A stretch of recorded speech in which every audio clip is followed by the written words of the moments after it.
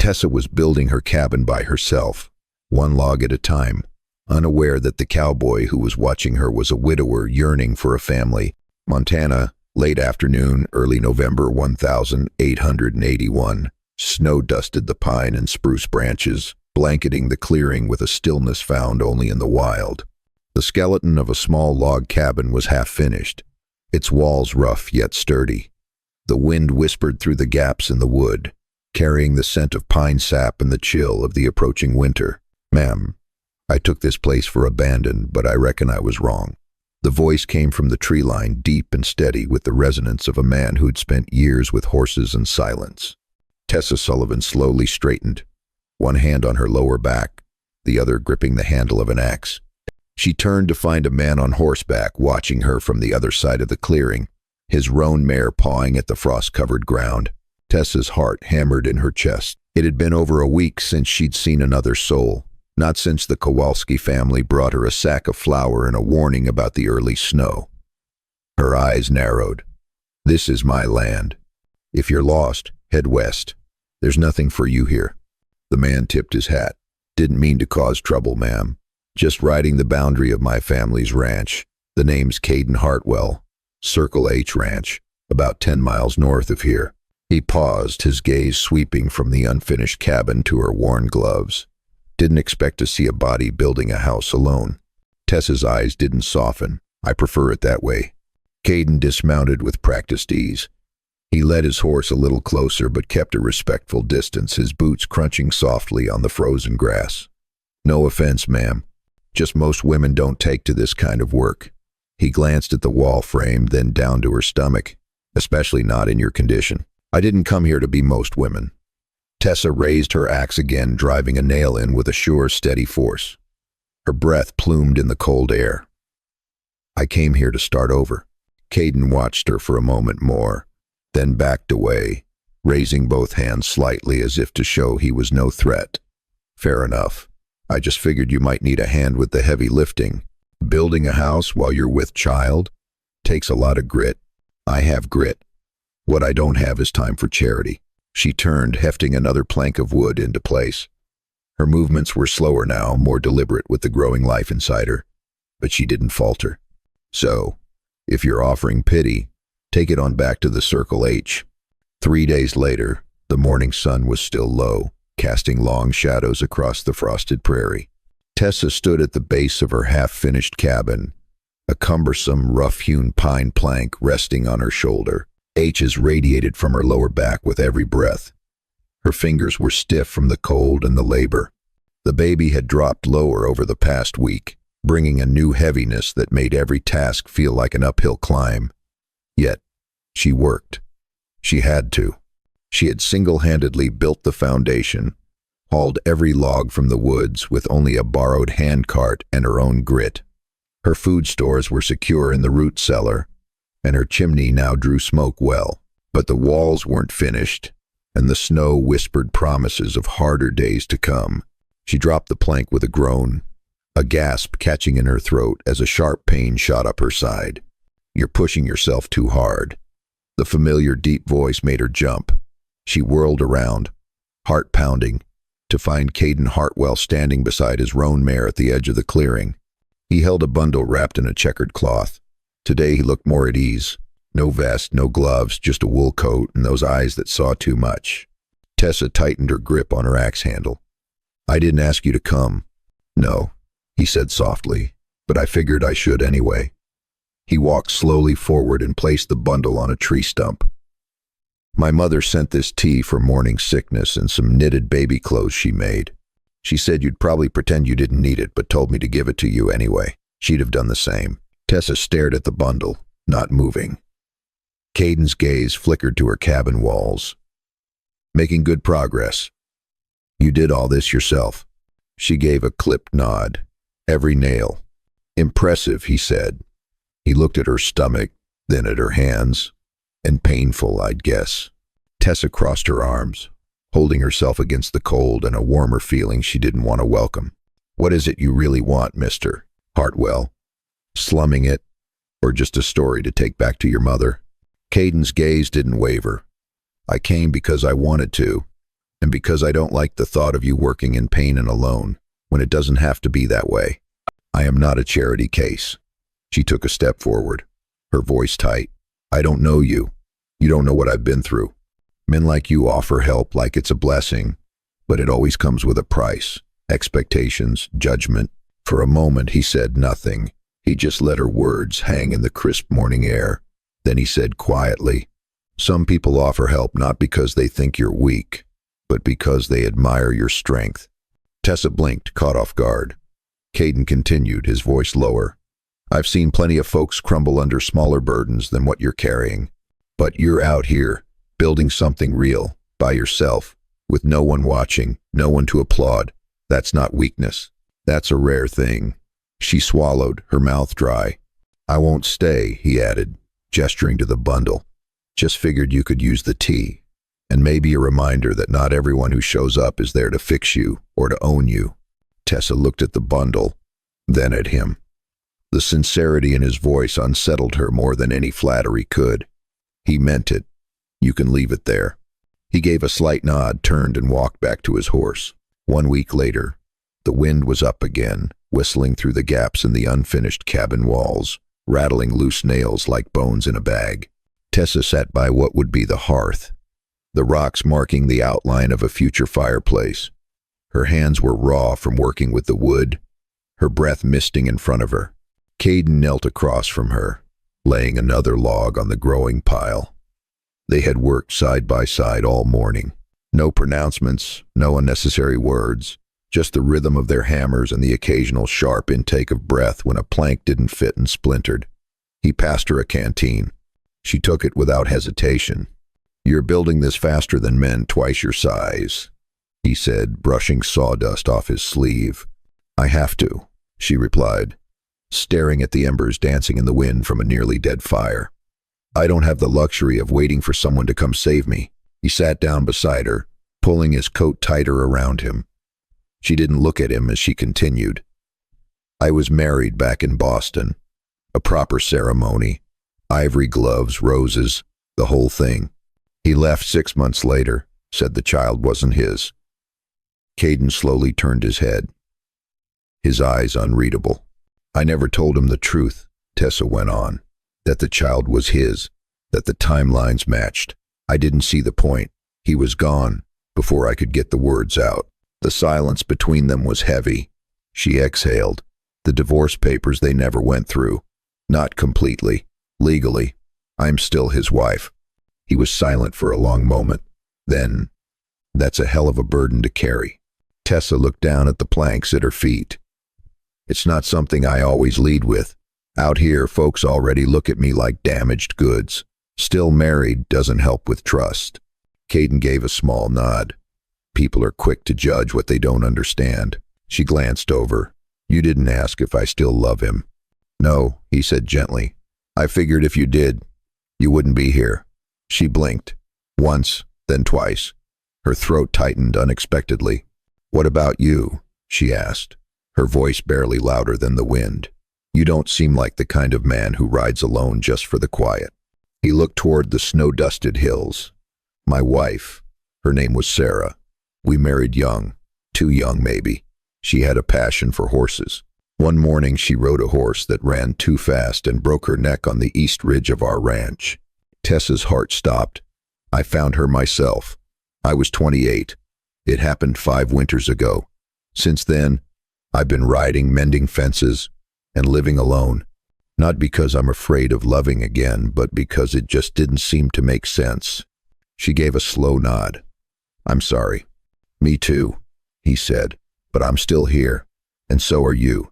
The wind howled outside, spiraling snow through the empty cabin window. They worked for a few more hours. He chiseled planks for the roof frame while she measured for a door. Their movements found a kind of harmony that neither of them commented on, as if speaking of it would break the spell. When the sun set behind the mountains, casting long purple shadows across the valley, they sat again, this time on the unfinished porch. Tessa pulled her shawl tighter around her stomach, her gloved hands trembling slightly with exhaustion. Caden offered her his coat. She refused, but after a moment, she said softly, Doing everything alone feels safer, but maybe it's just lonelier. Caden looked at her, not with pity, not with ownership, but with something steady and warm. Maybe so, he said, and for the first time the wind slipped gently through the logs, as if deciding not to push them apart in that moment. Late autumn, the wind wound through the valley, carrying whispers. As the first frost dusted the tall grasses around Tessa's cabin, the wind carried more than just a chill. It carried voices, fragments of gossip laced with curiosity and judgment, drifting into town with every passing wagon. They spoke of a woman alone in the wilderness, too proud to accept help, too stubborn to fit the mold of society. But more, they spoke of visits, of Caden Hartwell, of a respected rancher's son who rode south too often, who lingered too long near a half-built house, and a woman who wore her shame like a shield. Tessa had heard the whispers at the general store in Willowbrook when she traded eggs for flour. The shopkeeper's polite smile was now strained. The Kowalski family, though kind, were wary, their questions more clipped. She pretended not to notice until one cold morning, the ground hard under her boots and the air sharp with the scent of pine and secrets, a wagon she didn't recognize rolled into her clearing. The woman who stepped out moved like someone bred to command a room. Her coat was imported wool, her gloves kidskin, her intricate hair a testament to servants and salons. "Miss Sullivan," the woman said with finality, adjusting her dress as she surveyed the rudimentary porch. "I am Victoria Morrison. I imagine my name has reached you, if not formally." Tessa said nothing at first. She straightened, her hand instinctively going to her swollen stomach. "I know of you," she replied, her voice steady. Victoria's gaze swept over the cabin, the sawdust, the unpainted walls. Then it settled on Tessa. "Then I will be brief. This arrangement, whatever it is between you and Mr. Hartwell, must cease." Tessa raised her chin. "There is no arrangement. Then end the association. He visits too often. People talk. His family's name is being dragged through every parlor in Willowbrook and beyond. I have never asked him to come." "But you've never told him to go, have you?" Victoria's smile was tight, sharp. "You let him stay. You let him help. And now my fiancé is hesitating to set a wedding date while the entire town wonders if he's the father of another man's child." Tessa's heart pounded, but her voice held steady. "He is a free man, Miss Morrison. I have never sought to ensnare him, nor to seek his name or fortune. No, just his attention, his time, his reputation." Victoria stepped closer. "You think me heartless, that I do not understand hardship, but I do. What I will not abide is a scandal blooming openly while good men are diminished for misplaced chivalry." Tessa felt her nails dig into her palms. "I built this cabin on my own," she said. "I split my own wood, sewed clothes for a child who will never know the comfort of a legal name. I have asked nothing of your fiancé but common kindness. I have kept to myself." "Not enough," Victoria snapped, "because your very presence haunts him, and your silence allows the world to imagine the worst." She took a breath. Cold air billowed from her lips. "Leave. Sell the land. Go back east or disappear into another town that will accept a woman in your circumstances. But do not stay here. Not where he can see you. Not where his future is being gnawed at one sordid story at a time." Tessa's face flushed hot. "You do not own him." "But I know how this world works," Victoria said.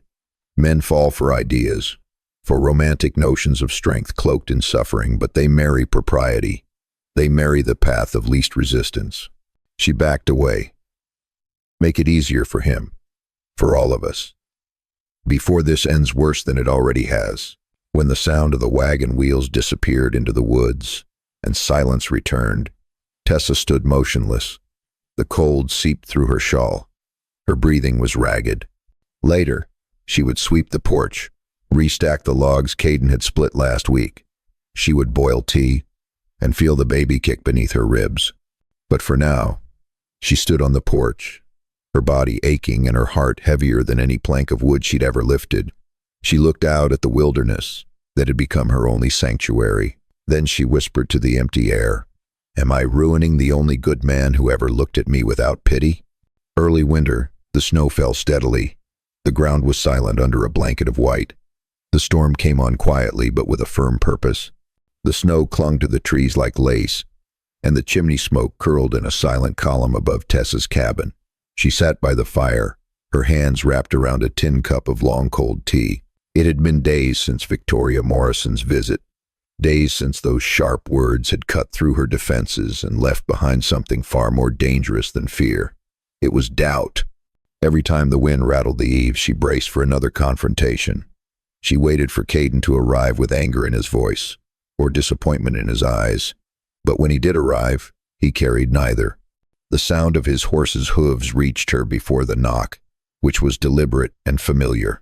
She opened the door before he could raise his hand to knock. Snow flew from his shoulders and the brim of his hat. His coat was dusted with white, his cheeks red with cold and a certain resolve. "Tessa," he said, his voice low and steady, "I need to speak with you." She stepped aside. "You shouldn't be here." "I have to be," he replied, stepping inside. The firelight flickered on his face as he removed his gloves. There was a difference in his movements now. No hesitation, no polite uncertainty, just a firm purpose. She stood near the hearth, her arms crossed over her stomach as if to shield both herself and the life within from whatever was coming. "I went home," he began, "and I told my father the engagement was off. I told him I would not marry Victoria Morrison, that I wouldn't be forced into building a life I didn't believe in." Tessa's breath caught. "He was angry," Caden said simply, "threatened to disown me, called me a fool, but I wouldn't back down." "Caden," she began, but he held up a hand. "I'm not telling you this to impress you. I'm telling you this because you need to understand. This isn't pity or rebellion, or some romantic notion." He stepped closer, his voice softening. "This is about choosing what's real. You, this place, that child. I've seen more truth in the way you hold a hammer than in all the ballroom conversations of my life." Tessa blinked, her throat tight. "You can't throw away your future for a scandal," she whispered. "I'm not throwing anything away," he countered. "I'm building something new." A long silence filled the space between them. Only the faint crackle of the fire in the hearth could be heard. Tessa turned her face to the fire. Her hands trembled. "There's something you don't know," she said, her voice barely a breath. "Something I should have told you from the start." Caden waited. His silence was solid, unwavering. "I'm not divorced," she said.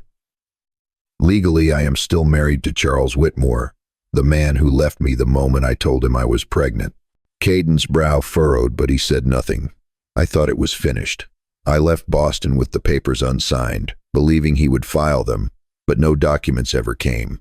There was no final decree, and I didn't have the strength to pursue it. I just wanted to disappear." She turned to face him, her eyes welling with guilt and something like shame. "I'm not a widow. I'm not free. I am another man's wife, at least in the eyes of the law, and you deserve to know that before you ruin your life for someone who can't give you anything in return." The words hung in the air like frost, sharp and glistening. Caden stepped forward until he was right in front of her. Then, without an ounce of hesitation, he reached out and took her hands, the raw, calloused hands that had built a home from nothing. "You think this would change how I feel?" he said softly. She tried to pull away, but he held firm, gently, and with purpose. "It just makes me want to fight for you harder.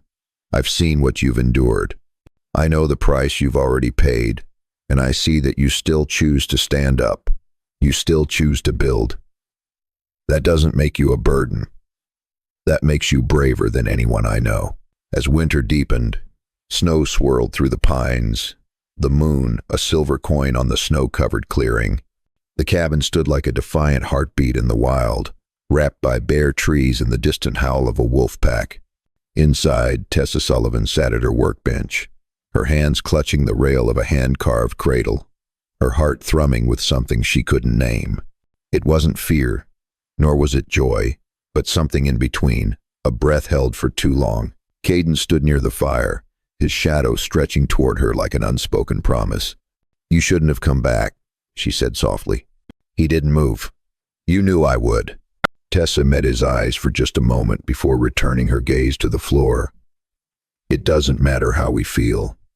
You know that, Caden. We can't rewrite laws or undo judgment.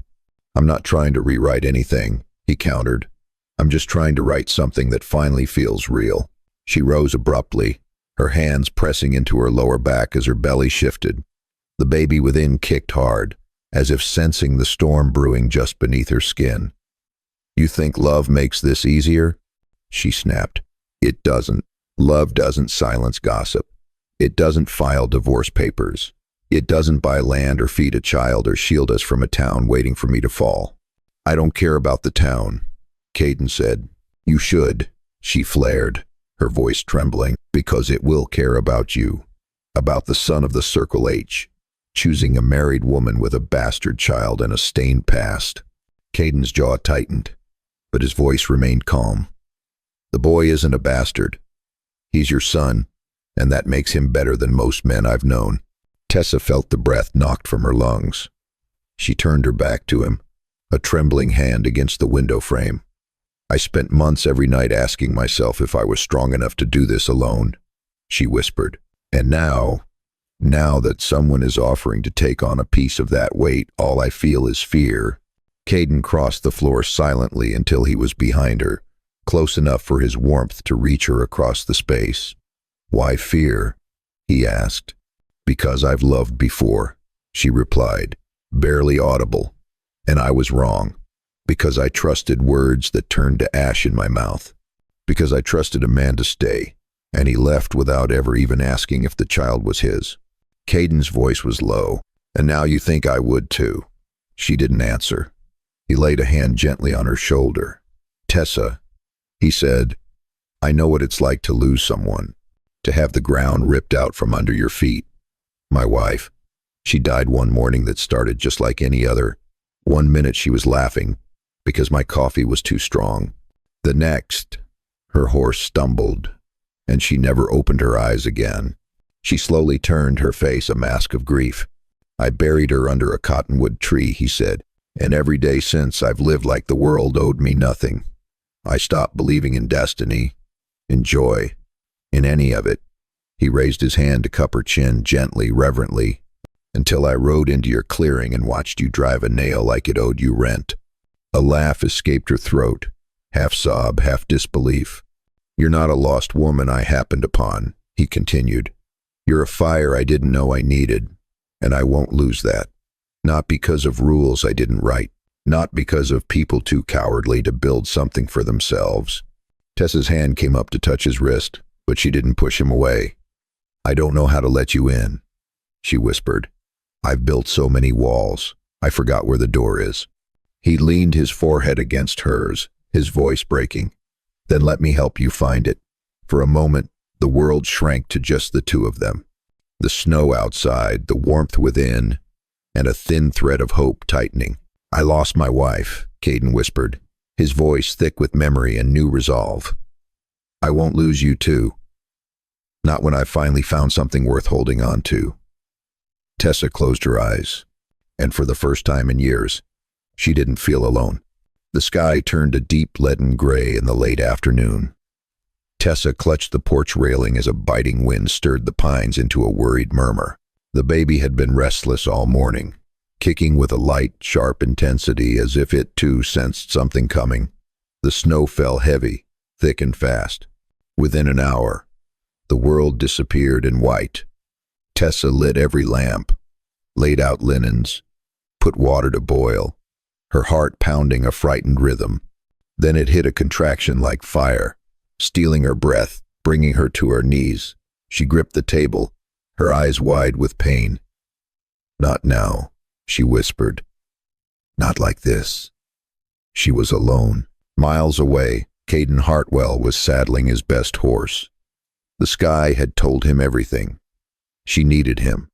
His instinct screamed louder than logic. He rode into the storm, but it swallowed him. Visibility vanished. His horse stumbled on a snowdrift and went down, throwing him into a frozen creek. The ice stole the air from his lungs. Pain shot through his shoulder. He lay for a long moment, snow dusting his eyelashes. She needs me, he groaned, scrambling out of the water. The horse was gone, so he walked through waist-deep snow and a howling wind, one step at a time. At the cabin, Tessa fought, screamed, bled. Her body burned and tore. She begged for strength for her father, for mercy. The storm rattled the walls. And then a cry, raw and beautiful. Her child's. 10. A boy. She sobbed, holding him, kissing his slick skin, whispering every prayer she knew. But it wasn't just Caden on his way. Another figure was approaching, slower, more deliberate, with familiar eyes beneath the brim of a hat. It was Charles Whitmore. He had never truly disappeared. He had been quietly observing Tessa from the surrounding woods, an unnamed fear rising with the news of her cabin and impending birth. Victoria Morrison was not just Caden's fiancée, but also Charles's half-sister, a secret known to few. Victoria had approached Tessa not just for Caden's reputation, but to clean up her brother's mess, to ensure Tessa and the child would never affect Charles's future. Charles had arrived in Willowbrook soon after hearing about the scandal with Caden, initially to survey the situation, but now a more primal instinct was pulling him closer to the cabin. He wanted to see his child, and perhaps to ensure Tessa's silence about their past, or maybe to execute a new plan. A new fear clawed at her chest. What if he got lost? What if she had survived this moment only to lose the one man who had looked at her not as a burden but as something worthy of love? She rocked her son to the rhythm of her silent tears. "You will be safe," she whispered, "even if it's just us." A knock faint, then again, more solid. She froze. The door opened. Caden stood there, soaked with snow, blood. I've never been more sure of anything. Outside, the snow still fell. Inside, a new kind of warmth took hold. A home, a promise, a beginning neither of them had ever dared to dream of. And this time, Tessa knew she was no longer alone. The first sign of spring wasn't flowers or melting snow, but the softness of the earth beneath Tessa's boots. The mud welcomed her steps. The birds began to sing again, and the smell of warm pine sap filled the air. Inside the cabin, a fire still crackled, but warmth also came from the laughter of two people who had once known only silence. Tessa stepped outside with a pail in her hand, her newborn son held close to her chest in a linen sling. Caden knelt nearby, setting the first stake for what would soon become a new kitchen. "This ground warms up early," he called, looking up with a wide grin. She smiled back. "Or maybe it just knows we have work to do." He stood, dusting off his hands. "Either way, we're gonna need more room, especially with the way this little fella is growing." They had named the boy Thomas. No grand pronouncements, just a solid, true name. That afternoon, Tessa sat at the table, signing a letter to a Boston law office, her formal request for a divorce from Charles Whitmore. Her hand trembled slightly as she sealed it. Caden came in afterward, sawdust on his sleeves and sunlight in his smile. "You did it." She nodded. The last piece of the past, sealed and sent. He kissed her forehead. "I'm proud of you." They didn't celebrate with rings or a preacher, just a dinner with the Kowalski family and a few neighbors. Tessa made a stew. Caden hung lanterns. As the sky turned lavender, he stood and took her hand. "She is the strongest woman I have ever known," he said. "I thought I was here to help her, but she saved me." Tessa smiled softly.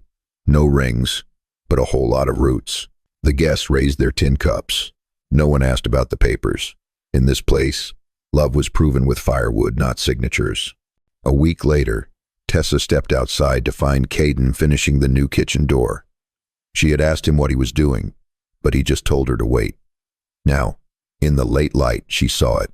A horseshoe, shaped and smoothed, was fastened as the door handle. "Found it all bent out of shape near the pasture," he said. "Figured it was scrap, but turns out it just needed to be straightened out." She traced her fingers along it. "Like some people." He nodded. "Broken things can still carry a load if they're strong enough." The wildflowers bloomed. Thomas grew. And one golden evening, Tessa sat at her writing table with an old piece of her father's blue stationery. She wrote, "Dear Papa, you once said a home isn't a place but a feeling. I didn't believe you then, but I do now. I built a cabin, pulled logs, shaped a roof, weathered a storm. I did it all for me and my son, but it took one stubborn cowboy with a sunset in his eyes and a heart like yours to make it feel like a home. We are no longer alone. All my love, Tessa." She folded the letter and placed it in her father's old tin lockbox. Outside, Thomas laughed, his first true giggle. Caden, mending a fence, looked up. Tessa walked toward him, holding her son, her heart full. The wind carried the scent of pine and promises. Spring had arrived, and with it everything she had never dared to dream of. But as Tessa was walking towards Caden, a luxurious carriage came to a halt at the edge of the woods. Charles Whitmore stepped out, his immaculate city suit, a stark contrast to the rugged wilderness. Victoria Morrison was with him, her eyes sharp and fixed on Tessa. "Tessa," Charles said, his voice attempting to be civil but laced with tension. "It's been a while." Caden immediately stepped in front of Tessa, his eyes wary as he looked at Charles. "What is it, Whitmore?" "Charles? Victoria?" Tessa whispered, shocked. What is your connection?" Victoria, a cruel smirk on her face, spoke up. "Surprised you didn't figure it out, Tessa. Charles is my half-brother. A little secret we preferred to keep, especially from someone like you." Charles interjected, his face calculated. "I'm not here to cause trouble, Tessa. I heard you had a child, and I want to know. I want my right to be the boy's father." Caden's fist clenched. "You have no right here. The baby is Tessa's, and she built this life by herself. But you are still my legal wife, aren't you, Tessa?" Charles said, turning his challenging gaze to her. "We were never divorced. Legally, I am this child's father." Tessa felt a surge of anger. "You abandoned me.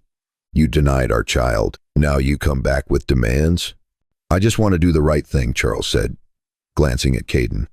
"I don't want my son to grow up without a legitimate name or be shunned by society because of rumors about a solitary woman."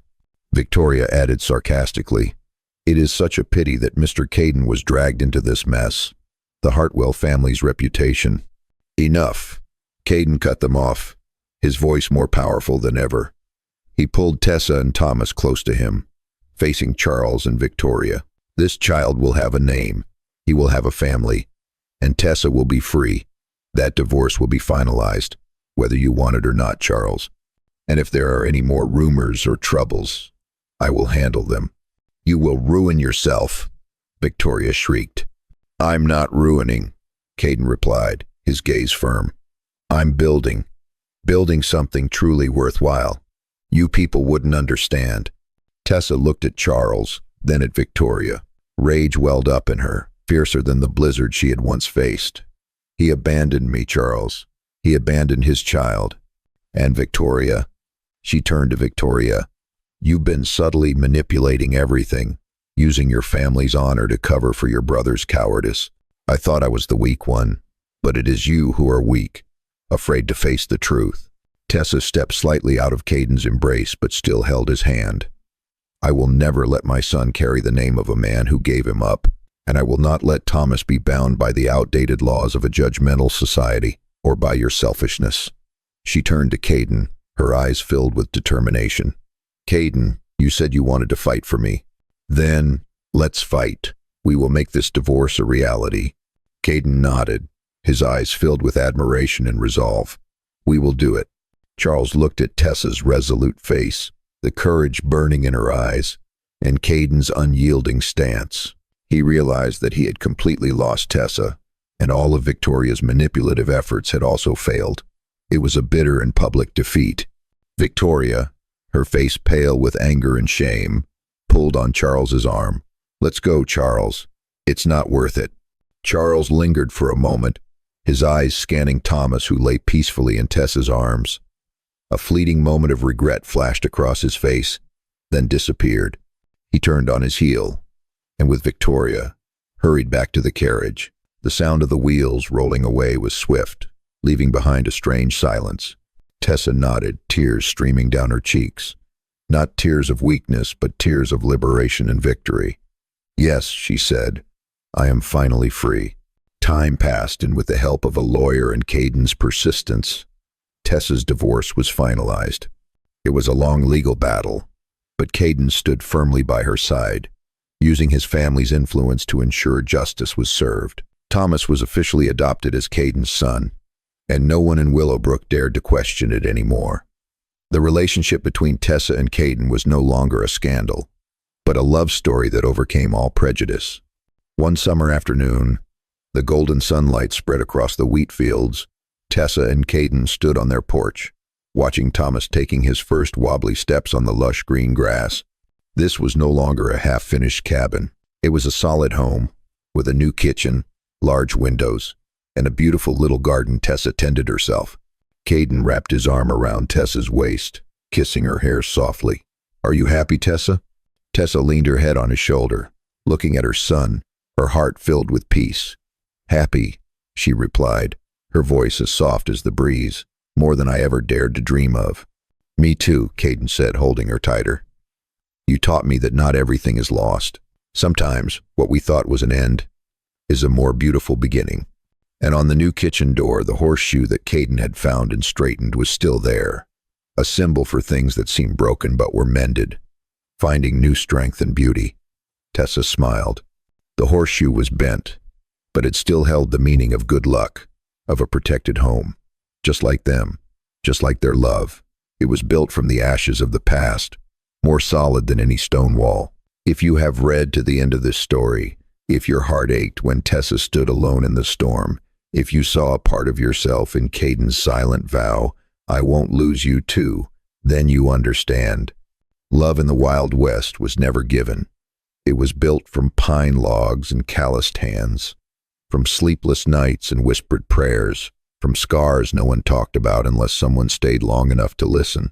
If Tessa's and Caden's journey moved you, if you believe that love can take your breath away, make you smile, make you cry, and sometimes, if we're lucky, make you believe again. These are the Wild West love stories, where bullets can miss but hearts never do.